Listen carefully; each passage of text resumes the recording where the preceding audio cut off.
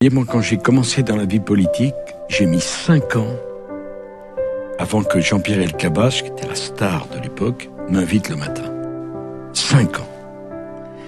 Maintenant, vous avez une vingtaine de rendez-vous tous les matins. Et c'est très difficile pour les radios, les télévisions, de trouver de quoi remplir toutes ces cases. À mon époque, quand j'ai commencé, il y avait trop d'invités possibles pour les cases.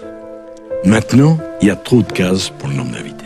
Donc c'est moins qualitatif, c'est moins intéressant. Mais forcément, c'est pas une question de nostalgie. Ah, bien sûr, bien sûr. C'est une question de nombre. Quand vous avez tous les matins 20 rendez-vous politiques, ça fait à 11h du matin, c'est fini. Nous, on vivait pendant quasiment une semaine quand on faisait le club de la presse.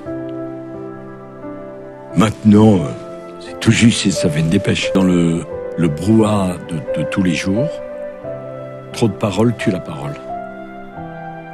Et que les acteurs de la vie médiatique ou publique ont du mal à comprendre que rien ne s'use autant que la parole.